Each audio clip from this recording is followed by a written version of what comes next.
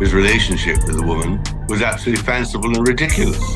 And he was, the last few weeks, is that Meghan has got no real income anymore. She's finished. Right. The Netflix series is over. Got way beyond herself because she really doesn't understand the British royal family or Britain. Oh, sweetheart.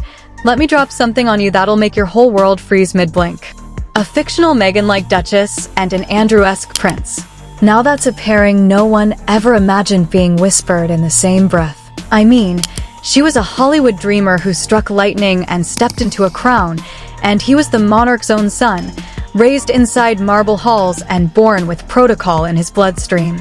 Two galaxies apart, right? But hold up, don't you dare look away. Because behind those crafted smiles and carefully staged traditions sits a secret thread weaving them closer than anyone ever guessed.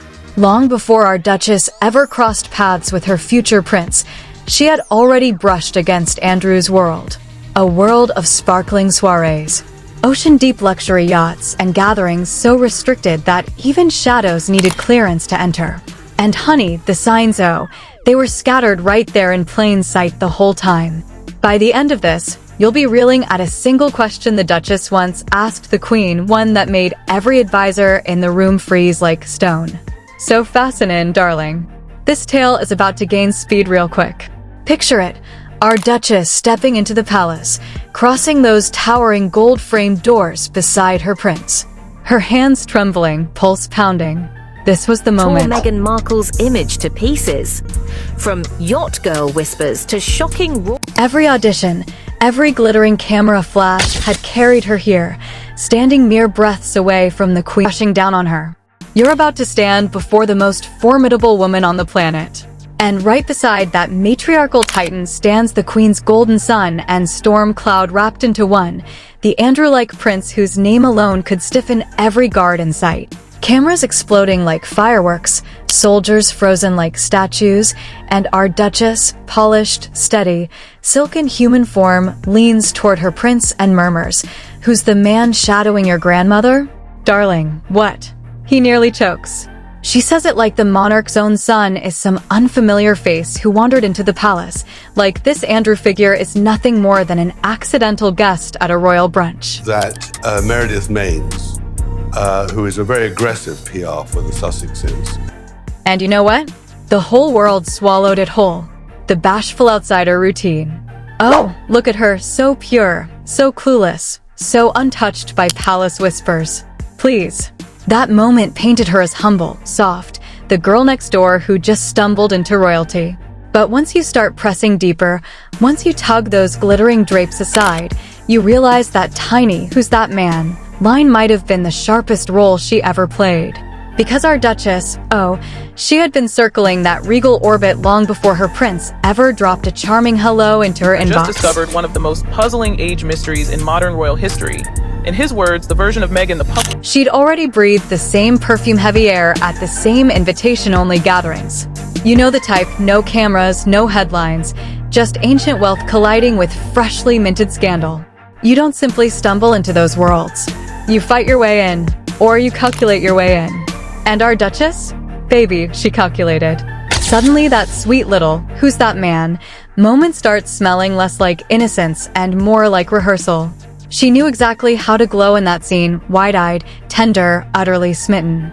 But let's drag the timeline backward, before palaces, before velvet gowns. Our Duchess was once just another determined actress clawing for 2 lines in a dim casting office. But ordinary was never enough for her.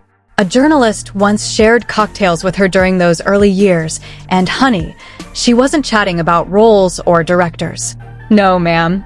She was dreaming aloud about carving her name into the British tabloids, not Hollywood gloss, Britain. Her face printed beside whispers of aristocrats and nobles. That girl sketched out her future like a war general with mascara and a mission. And here's the jaw-dropper. The journalist mentioned some ugly allegations swirling around a famous athlete, and our Duchess's expression flipped like a switch. She knew she'd hinted too much. Not embarrassed, strategizing. Even then, she was mastering the art of climbing a ladder without letting anyone see the steps. This wasn't a chase for fame. This was a hunt for influence. And honey, The names crowding her vision were throne adjacent. People like an Ewan-type figure, a shadowy billionaire who slides through the world's most elite circles like a phantom with a limitless account. And guess who often shared his whiskey? A prince cut from the Andrew mold. Now shift to her university days. Her friends claimed she'd vanish for weeks, no replies, no explanations, then return glowing, laughing about yacht nights and weekend escapes with friends. Sweetheart, college students don't just drift onto super yachts. And back then, people heard that billionaire's name too. At first, they thought she was spinning fantasies to sound glamorous, until years later, when photos from those trips quietly surfaced. And let me tell you, those were not student budget getaways. There she was, posing on decks beside the same wealthy, wandering elite who always seemed to orbit that Andrew-like prince. And oh yes, 2001 Thailand. The prince was there too. Same coast, same week. Coincidence? Please. That girl was majoring in high-stakes networking, not conjugating verbs. And then there's that suspicious 3-month gap on her resume, the one she tiptoes around. Allegedly, she was studying in Spain. Yet no photos, no stories, no keepsakes, nothing. Not a whisper on her old blog. It's as if Spain was erased from time. People who knew her swear she never set foot in a classroom. She was lounging in Mediterranean mansions and drifting through boats that practically shouted ancient wealth. And guess who is haunting that coastline? Yep, our elusive billionaire. Now go on, sweetheart. Connect those dots. She wasn't gathering credits. She was gathering connections. One strategic encounter at a time. That so-called Spain semester was just the first chapter of a very particular pattern, darling. Every blank paragraph in her timeline glittered with something expensive behind it. If a date went missing, you'd find a rooftop soiree, a private island weekend, or a powerful man's open door on the other side.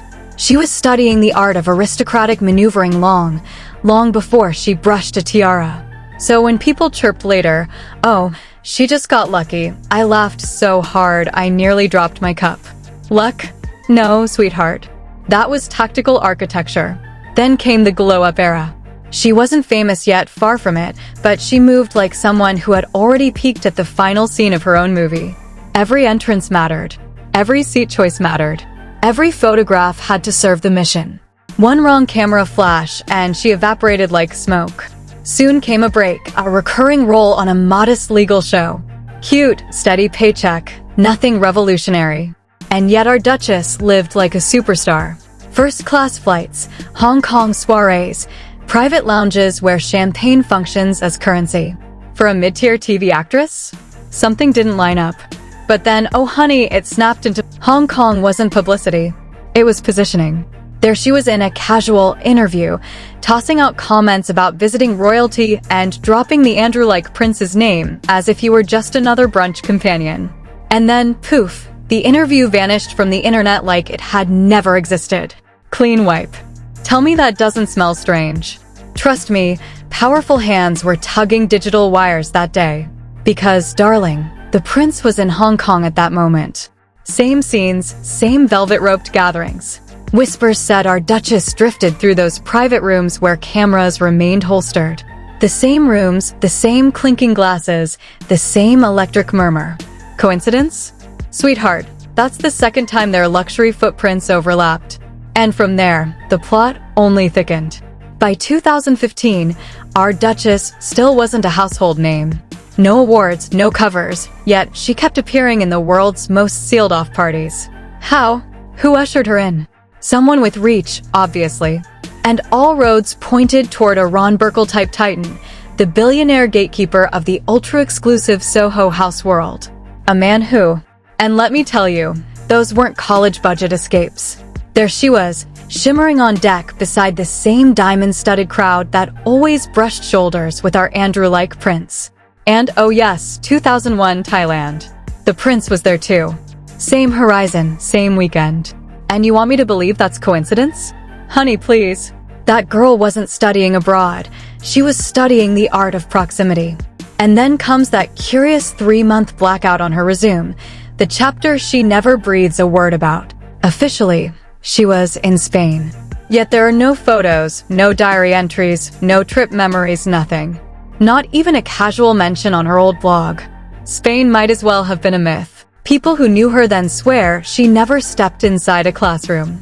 She was tucked away in Mediterranean villas and drifting between boats that whispered generations of wealth. And guess who was drifting through that very coastline? Our silky phantom billionaire. Now, darling, don't make me spell out the dots. Connect them yourself. She wasn't racking up academic credits. She was racking up connections. One calculated encounter at a time. That so-called semester in Spain was the opening act of a long-running pattern. Sweetheart, every blank line in her story had a glinting secret humming behind it. If there was a gap, you'd find a soiree, a weekend escape, or the invitation of someone powerful hiding right behind it. Our Duchess was absorbing the codes of aristocratic power long before she ever touched a tiara's shine. So when people later chirped, "Oh, she just lucked into everything," I laughed so hard I nearly flung my teacup across the room. Luck? No, darling. That was engineering. Then came her metamorphosis years. She still wasn't a household name, not even close, but she walked with the poise of someone who already knew the ending of her own epic. Every pose was deliberate. Every guest list was curated. Every photo was filtered through strategy. One wrong flash, and she evaporated. Then opportunity knocked, a modest recurring role on a legal show. Cute, steady, nothing explosive. Yet somehow she lived like the world's next icon. First-class tickets, Hong Kong galas, private lounges where champagne cost more than rent. And for a mid-tier TV role? Oh, sweetheart, something didn't compute. Until suddenly, it did. Hong Kong had nothing to do with showbiz. It had everything to do with leverage. There she was in a breezy interview, chatting like royalty in the city was no big thing, casually dropping the Andrew-esque prince's name like a brunch anecdote. And then, snap, the entire interview disappeared from the internet. Clean. Erased. Tell me that doesn't smell like power disinfecting a trail. Because, darling, the prince was in Hong Kong that same week. Same hush-hush parties, same velvet-draped rooms. Rumors say she drifted through those gatherings like a ghost in stilettos, glancing off the same conversations, the same laughter, the same hidden circles. Coincidence? Oh, sweetheart, that's the second accident wrapped in caviar and candlelight. And from there, the tale only ripened. By 2015, our Duchess still wasn't a star, no awards, no billboards, but somehow her name kept appearing in the world's most impenetrable parties. How? Who pulled those strings? Someone powerful, obviously. And all whispers pointed to a Ron Burkle-like titan, the billionaire curator of the elite Soho House universe. A man who collects people the way others collect rare artifacts. He adored her, whisked her on private jets, folded her into his inner circle, slipped her name onto guest lists dripping with royalty-adjacent influence. And guess who else lingered in those very same soirees? The Andrew-like prince. Same private corners, same murmured conversations, just quieter back then. When a billionaire gatekeeper opens a door, darling, you don't walk, you glide. And our Duchess glided like she was born for red velvet.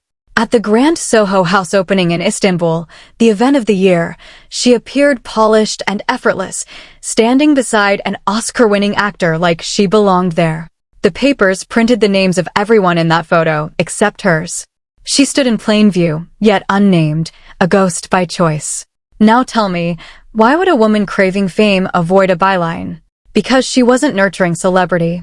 She was crafting mystique. And mystique buys more access than fame ever can. And that very weekend, the Charles-like prince and the young Harry-like royal were also in Turkey. What an adorable coincidence. Again. See how those lines keep circling back? Our Duchess didn't chase royalty. She magnetized it.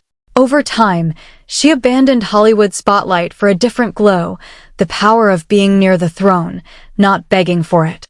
Once you sit beside the right billionaire at dinner, casting directors become background noise. And every gesture she made shimmered like it was choreographed from the palace handbook itself. Her circle shrank, but its value skyrocketed. Invitations came from yachts, not from studios. From charity balls, not from casting calls. She didn't run after a crown. She waited for it to notice her. Then came the moment everything aligned. The Jamaica wedding in 2017. Oh, honey. That was the stage she'd been rehearsing for her whole life. The prince arrived casually, commercial flight, everyday clothes. But she? Private jet. Courtesy of the billionaire himself. You don't fly someone across oceans without intention. That's a coronation-level gesture before the ring. The guest list sparkled, princesses, duchesses, familiar figures, and yes, the Andrew-like prince himself. All under the same sun. And yet not a single verified photo of those royals surfaced from that entire wedding. Strange, isn't it? In a world where everyone has a camera glued to their hand, half the royal lineup somehow vanished from the lens. Someone wanted it controlled. Someone edited the narrative. And our Duchess? Practically invisible. Like a whisper behind designer sunglasses. She was there, but only the right eyes were meant to see. You could feel the strategy radiating from her like perfume. That weekend wasn't luck. That was a decade of planning paying off. From university vanishings to Hong Kong. Penthouses to Istanbul rooftops. Every glittering coincidence lining up for that precise moment. Because by the time she and the young prince officially became a story, the insiders already knew what the tabloids didn't. She'd been preparing for this role before the world even looked her way. And maybe that's why the palace crowd never blinked. They'd seen her before. They recognized her silhouette, even if the public didn't.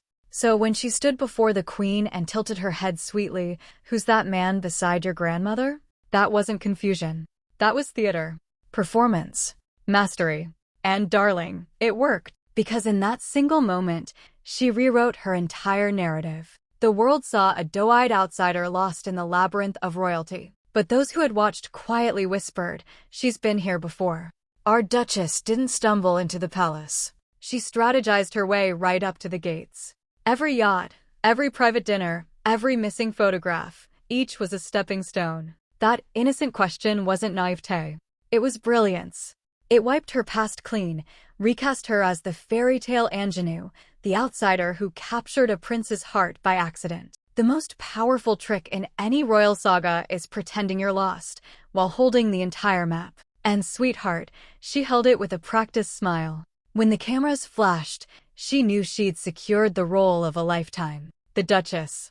The legend. The woman who played the palace like a violin and made the world believe a love story she'd been scripting in the shadows for years.